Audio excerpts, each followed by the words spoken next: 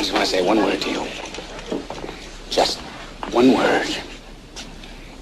Yes, sir. Are you listening? Yes, I am.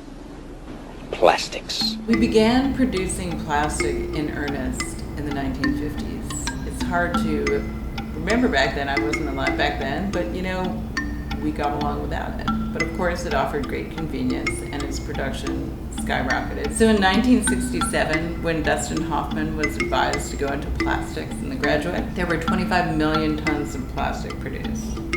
These days, it is 300 million. The industry is worth $4 trillion, and almost half of what we're producing is single-use plastics. You know, the clamshells and things that will be used once and almost instantly become trash.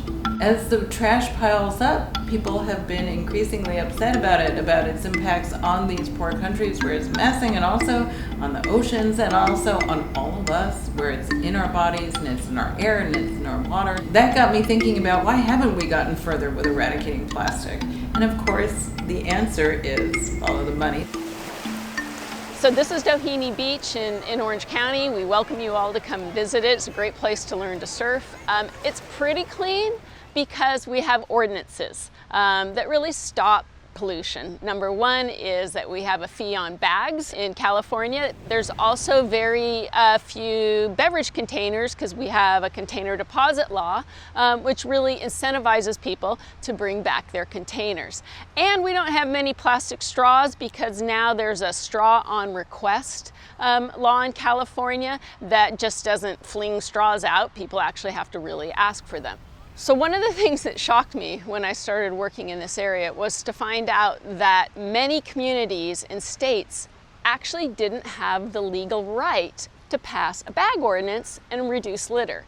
Now, those little communities were required to clean them up and pay for cleaning them up, but they didn't have the legal rights because some corporate lobbyists had gone in at the state level and passed a law that prevented them from putting fees on bags. So the big plan is that we're trying to recycle our plastic bags like this since pollution is getting worse and worse. Westmead Elementary School is in Tennessee, and recently kids there won a contest that was for a plastic bag receptacle, and the kids had made a dragon and painted it green and given it teeth, and it says feed me, and you're supposed to put your plastic bags in it, and then they get recycled. And the contest was sponsored by a group called A Bag's Life, and A Bag's Life is actually a project of the American Progressive Bag Alliance, and that's a lobbying group for plastic bag manufacturers, and they fight aggressively against bag bans, which are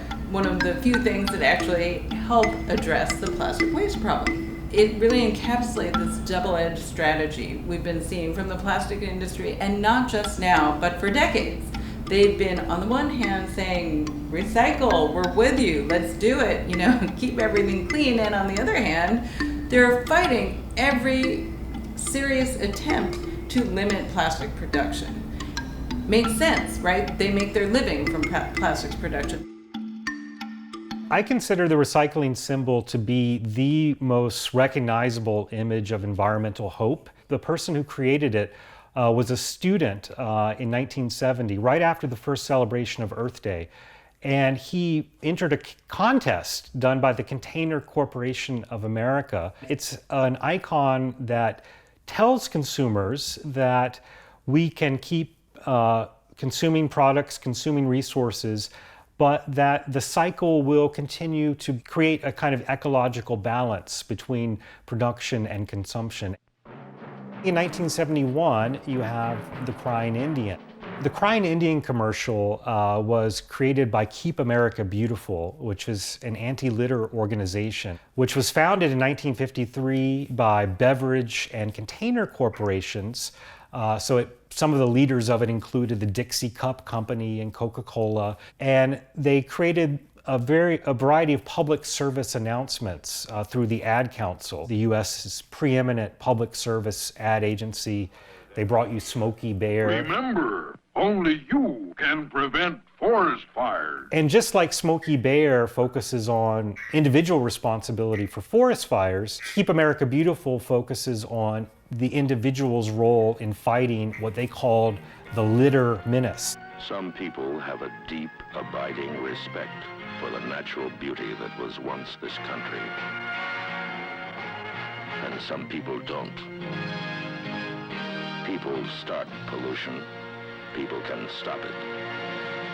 Audiences are meant to feel a sense of guilt when they see that tear, and they're meant to think about what has caused this environmental crisis, what has caused all of the damage, degradation to this person's land. And of course, again, the answer is the individual who's been so thoughtless and careless in their littering. For a long time, this was sort of the message of environmentalism, right? Is to recycle.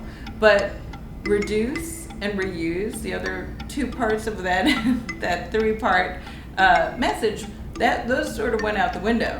And so it was all about recycling. Well, in truth, in the decades that we've been emphasizing recycling, we have never, the United States, gotten even up to 10% recycling rate for our plastics. The peak was 9.5. So the vast majority of the plastic waste that we produced in those decades has been burnt or landfilled or ended up in the ocean or in nature somewhere else.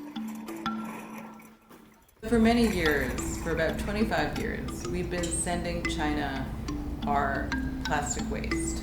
And we've been calling this waste recycled.